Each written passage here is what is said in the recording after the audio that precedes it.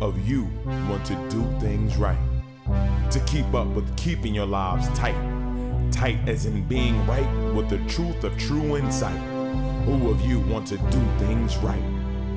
Who of you want to truly succeed in attaining all in that which is your need? To be heard by the real answerer of all deeds, the true hero of all whom pleads. Who of you really want to bow down to the true King of Kings commanding the crown? To worship the one that ever rules alone, commanding everything of creation from the seat of its throne. Good afternoon. Welcome to another A.H.A.D moment, the calm before the storm.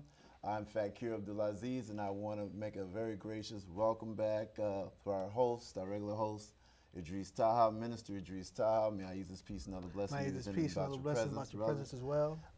Again, and along with us, with some very eye-opening stuff as we're going to share now with you in the New York and New Jersey metropolitan area, we have, again, Holy-Apostle Deen, Messenger Prophet of Ahezaah. Yes, may I use this peace and other blessings be with him about your presence, and the Holy Queen Mother, Rabbi Saleem. May I use this peace and other blessings be with him about your presence. May I use the peace and other blessings be with him about your presence. Well, we're having a discussion about what our show topic might be today, and we got a response that there was fire in the air. Yeah, that's something. There was fire in there. So. I said you better be ready. Yeah, there was gonna be fire in there. I've been. But let me start it off with first. May I use this peace and blessing be there about everyone's presence. May I use this peace and about your presence as well. We have a very dynamic happening going on in our society today. We lost Michael Jackson. Everybody is aware that we lost Michael Jackson. Or Michael Jackson was passed on to the next life. But and now, in terms of stars, you know, I don't think you get any bigger than that, than Michael Jackson. Yeah. And Allah sent down a prophecy in Revelation, and we spoke about it some years ago, and not too long ago, I think it was last year, we talked about how Allah said that the stars would fall from the sky. Yes. You know, and someone was asking me in regards to, is that shooting stars or what are we talking about? And I said, no, talking about the stars in the theater world, in the entertainment field. You know, the people who raise these people who are raised up as you know, icons for the world. And we've had so many stars pass on this year. It's almost like we can call 2009 the year of death. Yeah.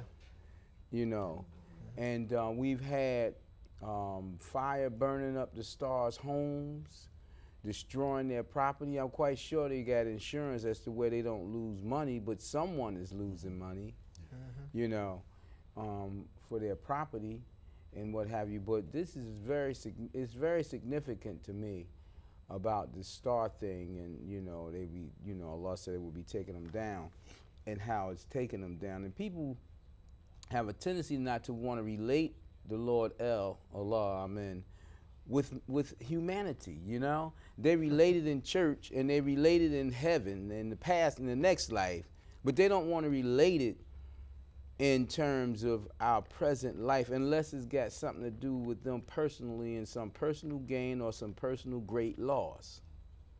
Then they want to turn and relate the Lord to them, you know. And I was listening to Michael's music, and I listened to this anthology like type of thing. You got 45 records. And the more I listened to him, the more I realized that he was like James Brown, Muhammad Ali, Malcolm X, Elijah, Noble Drew Ali. And when I say that, you know, even for some people, Father Divine, Daddy Grace, who knows? But what I'm saying is that when there's a need, when humanity has a need, you know, to be drawn back together or called or given something from Allah, the Lord it gives those things to you in different ways. If it don't send a holy messenger to you, it will send someone who you listen to. Now, our world has been falling apart in terms of our relationship with humanity, the races. The race relationship has been falling apart clear around the globe. Thanks to the jinn in this society and other great societies. Thanks to them for dividing the people throughout the world so that they can conquer them in every government there is, you know? And Michael, he crossed the boundaries, man. He meant so much to so many people. And I said, wow, his whole life was like a sacrifice for humanity. He lived in trouble and he suffered in pain that he kept quiet, you know, and serviced the people. And when he passed on, I turned to my wife and a group of other people and I said, there's going to be quite a few people killing themselves today over this young man. And surely they was dropping. I'm quite sure they're not even telling how many people are killing themselves, committing suicide over his passing, trying to keep up with him, saying that they have no reason to be on earth. Because in his music, you can hear his pain, and he called out to humanity. Now, we sit back as a race of people, right? Because we love the Jacksons. We labored with them, those of us who were 50 and over, labored with them and grew up with them and watched them battle the Osmonds and everybody else and people trying to take them off, to see them take Michael and take him through a change and try to somewhat steal him. Like, you know, anytime the African Americans have somebody great, the Caucasians want to steal them. Like they stole Muhammad Ali. You know, and all of a sudden there's no more haters of Muhammad Ali. Everybody loved him. Where all them damn haters is at? They didn't just dug themselves into the ground. You know what I'm saying? But the thing about it is, you know, why isn't it, they doing all this talk, why is it that nobody wants to acknowledge that this man passed on as a Muslim, a believing Muslim? Right. Why is it that they don't want to put the message out there and remind the people that he accepted Islam? He turned away from those who turned away from him because Jehovah's Witness was only interested in his money, and when they got as much as they could or enough of it from him, then they said, oh, because you entertaining and doing that thing, you entertaining for the devil. You know, hey, all that entertainment is touching upon the devil. So why you gonna say now he's some kind of dark servant because he got Vincent Price involved and he raised the level of his theater? Right. He was no more real in that than he was in singing ABC. Right. You know what I'm saying? No difference. You know, and but they ask his family all these questions, and Jermaine keeps saying, may Allah be pleased with him, you know, and things of that nature. Right. But they won't address that Michael realized that Islam was the way. Michael realized that. And as long as they can keep a cap on that, they don't have to be concerned about billions of people looking into the truth about Islam. You know what I'm saying? Yes. Yeah. Listen upon what you're saying, Holy Apostle. First of all, I thank Ahezaah for blessing me come back amongst the believers here. And one thing Ahezaah showing me that in the humanity, which Ahezaah being the essence, and that it impacted upon him the truth or reality that Ahezaah manifested him that may cause him to come into the truth of Islam. And then him going out there, because once the jinn, who was a part of Sony, for example, he started speaking the truth about the racism in the industry. Right. That's when the whole thing of his most so-called molestation came about. His speaking about the truth, how to reconcile or robbing the artists themselves of their royalties. So now he's become from a love figure to now a castigated and hated figure. Right before the eyes of the people. And then the fact when his death passed and he touched, like you said, so many people around the world, the globe. I mean, you have prisoners in jail doing the Thriller video. Prisoners. I said, this man impact. And if he'd able to, if Allah kept him here a little longer to express the truth about, like he came to Islam, then what made what that wasn't his purpose. You know what I mean? That's because that wasn't his purpose. Allah sent him raised him for a certain purpose, and if you notice, took him right out, right in the midst of him preparing to do them shows, and he telling the people, this is my last time, and how right he was. A prophet of his own life. It just went swifter than what he thought in terms of his last time being over there, you know. But in one of his records, he was speaking about how could his own nation, his own country turn on him like this, you know. And it's pathetic, but he is one worthy of being fought for. How many of our people is fighting for him? You know what I'm saying? How many of those people are fighting for him, and to get them gin off his family and off his back, because they really want to castigate him after his passing, because he outdid Elvis. Elvis and probably bowing down to him and the Beatles from wherever he at, you know, and the Beatles and every other great entertainer that they wanted people to worship. See, if you notice, every black or non-Caucasian entertainer that come, especially, let's call a spade a spade. A spade is black. Every dark-skinned entertainer or person of note in this society that rise up and become a hero, the society at large, the jinn at large, feel a need to destroy that person, to destroy him. Now, Michael Vick with the dog thing, you know, and many other black people know, even a lot of people running around and talking about, oh, I don't believe it. They need to shut the hell up. First of all, I don't have anything against dogs. I'm just disturbed that Caucasians hold dogs, many Caucasians hold dogs in greater reverence than they do other human beings, especially us. You understand now? That's a truth that still exists today. And I'm not preaching hate. If you think I'm preaching hate, turn your damn TV off. You know? And then, you know, we know that all throughout our lives, there's been dog fights. And I'm quite sure that this boy coming up in the backwoods, they had dog fights, cock fights, probably snake fights, all kind of animals battling. But here you got men that will go out and slay other men and be raised as heroes for it. And then they will go to the extremes to try to take him out.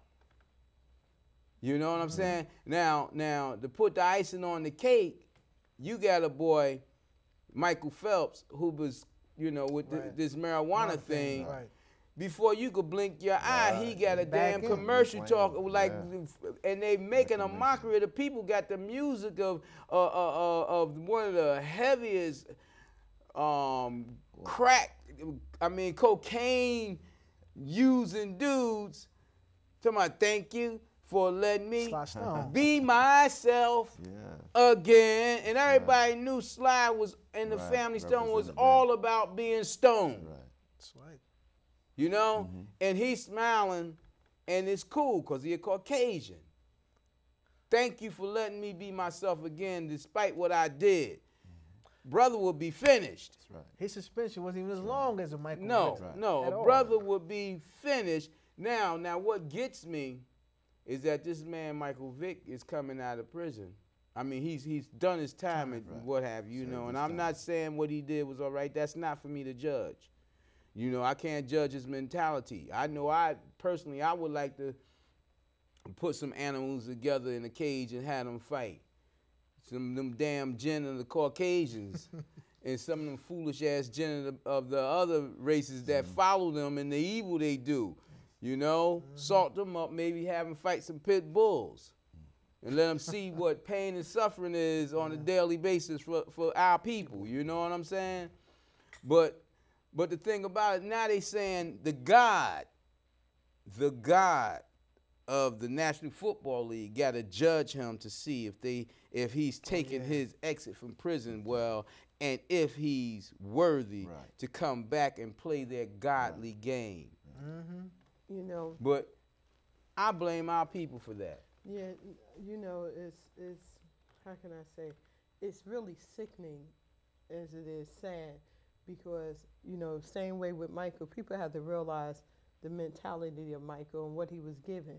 You can't grow and develop into a man unless someone is raising you to develop into a man. You understand? Yeah. So Michael had to learn things. Even though he was 50 years old, you can't put an age on maturity. Right. You understand? Even though he was 50 years old, it took him a long time to realize and recognize he was steadily being covered. Right. With what was really going on. And then once he started getting a visual of it, and he started writing and singing about it and expressing about it, then he got a taste of the reality where you're still black. You're still black. And right. it do they matter. don't really care about you. That's why he made that that song. That they really don't care. About and us. see, the thing I have with our people that eats at me is, you know, we turn our cheeks. We forgive everybody of another race of people, no matter what they do. You know, if you could forgive and forget slavery, then how you can't excuse somebody for participating in dog fighting? How can you not overlook down? You follow this justice system, and this is the problem I have with the president. The president, black folks refuse to open their eyes and see the president. Oh, we call this guy. He ain't even a spade. He's a mix card. His whole thing is, You know, I'm gonna stay in his politically mind. correct with my other half. Yeah. Yeah. Because when they asked him about Michael Jackson, he said he was a good entertainer. It's sad to say that his life became like he was sick at the end. Like a circus, but you know, basically what he was saying, what I got from what his statement said, because I can't quote it verbatim, was that molestation. What happened to this justice system? Yeah. If you're innocent, you're acquitted. That's a done deal. Yeah. But they knew that he was going to be acquitted from day one.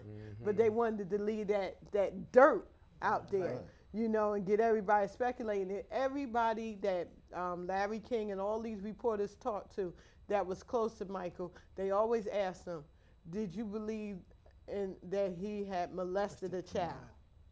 And they all saying, not all of them, some of them Caucasian ones, and I've been watching it closely, they say, well, I was kind of wondering. They want to take a safe road. They know that it didn't happen, but they want to take a safe road with their people, because they don't want to be looked upon as one who defends this man whom our children worshiped. You know, so, and that's the way they answer. And the black people that was close to him and other race of people and different celebrity children say, no, that was not Michael. But I'm just saying that our people, Mike Vick, he ain't gonna stand a chance with our people. No. He'll be pardoned by them Caucasian because they want to win the game, but he won't stand a chance with our people because we're just, okay, you did something, we're gonna hang you for doing something wrong. People make mistakes, you know, and his mistake was he did something and it got known to the public and what have you, and they made a big thing. His mistake truly was that he didn't realize how great he was in the minds of certain people and the responsibilities that came with that greatness. That's what he didn't realize. See, they put blinders on a lot of our black athletes and other entertainers where they open every door for you. They bow down to you until they use you up, and then they don't tell you, okay, we about to close these doors and snatch that carpet from under your black behind, and you gonna see that you still a nigga. They don't prepare you for that one.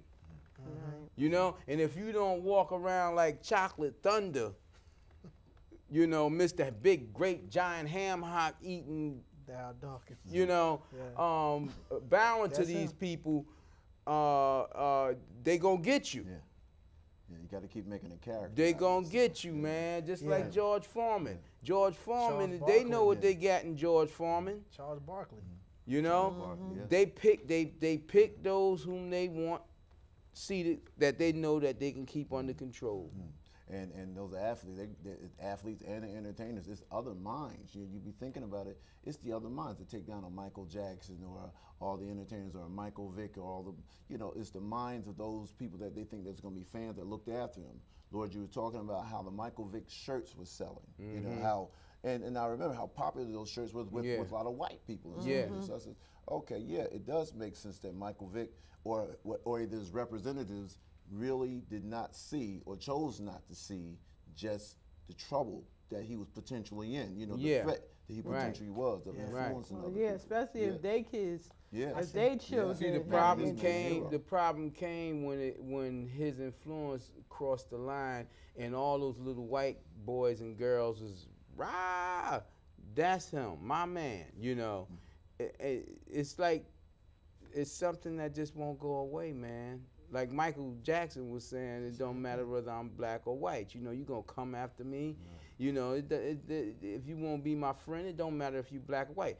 That's one person, I truly believe that. I truly believe that. And he's better than me in that.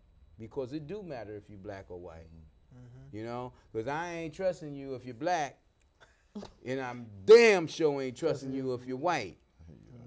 I seen an interview, because it goes in line with what we're speaking about. They had an interview on Real Sports with Brian Gumbel, and they happened to have Jim Brown and Bill Russell discussing the state of black athletes and affairs in black sports altogether. And they mentioned two, Tiger Woods, for example, and Michael Jordan. And they were raising both of these young men up in their accolades. You know, Bill Russell's from the basketball side, but many people don't realize how advocate Bill Russell was during the '60s at a more political move as a basketball player.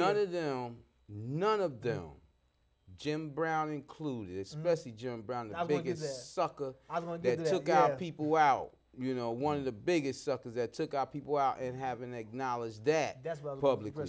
But none of them stood nowhere near Bill Russell. Bill Russell stood up as a man in the most racist city in the North, probably in the damn country, and said, no, I'm a man, I'm a black man, I'm a man, forget the black, I'm a man, and you're not gonna just do anything that you wanna do with me. And then when they try to put a smear on Bill Russell, they couldn't do it because he was too good. They had nobody else to deal with Wilt Chamberlain. So they couldn't do that to Bill Russell. Now, if they had a few guys out there, if they had Shaq and and a few other guys out there, they would have smashed Bill Russell. Bill Russell wouldn't be the great Bill Russell he is today. Because they don't care about that. You look at some of these organizations, these athletic organizations, and you see how they play this game with changing the players around. You know, they talking about contract negotiations and what have you. And they got, like Michael Vick came out of this camp, and they got this other guy that came in behind him and did good. They made sure he had pieces in place to do good. Now they making sure that he get even more pieces, like they get that Puerto Rican or that Hispanic brother. The Jets. No. The tight end, I forget his name. I can't think of his name. Well, it don't matter. Anyway, the people in athletic field, they know who I'm talking about. Not Alexander. Anyway, he's one of the greatest that's out there today. Gonzalez. And they gonna make sure that these pieces is in place. They don't care about the money. No NFL team ever loses. People get that false conception, oh man, they lost. When the Saints had those guys' father, Manning, with Archie Manning. Archie Manning, and they lost. How did Archie Manning become such a great player in a team that lost? Right. Because they wasn't losing. The only ones lose in the athletic field are those being entertained. That's what you, The people who sit in them seats. They lose heart, emotions, you know, sometimes money from gambling. Some have Some lose their lives. There's a whole lot of loss. But as far as them teams and them players, how you gonna, let's say I've lost if I made $60 million that year or $5 million that year. Let me lose like that every year. And I'll be happy. You know what I mean? And them guys be talking about, see, you got some guys, especially brothers, it's all about the trophy. You know why it's all about the trophy? Because brothers, in reality, really don't, they know they ain't got nothing. Right. They know they don't have nothing. And they want something to show for it. Right. So they really want the trophy. But you take somebody like Larry Bird.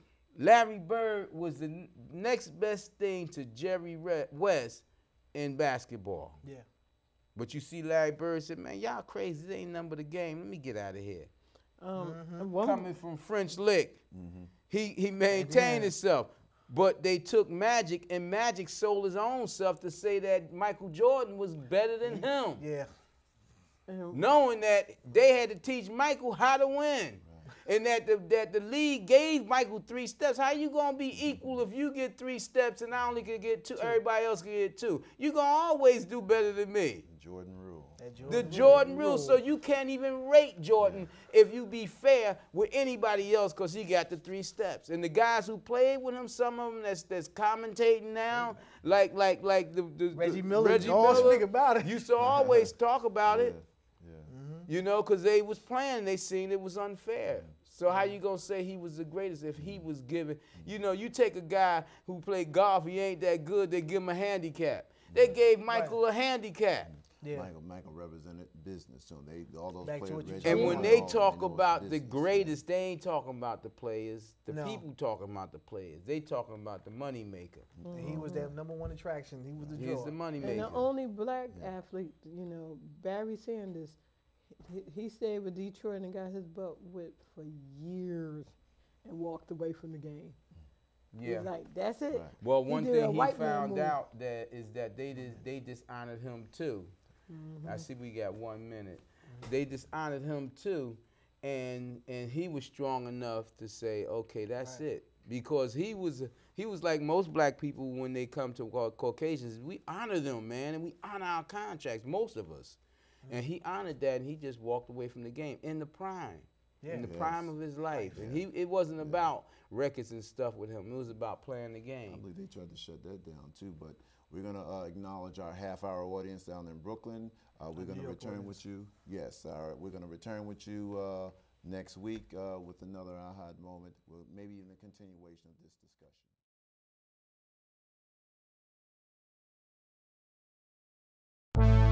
Who of you want to do things right? To keep up with keeping your lives tight. Tight as in being right with the truth of true insight. Who of you want to do things right? Who of you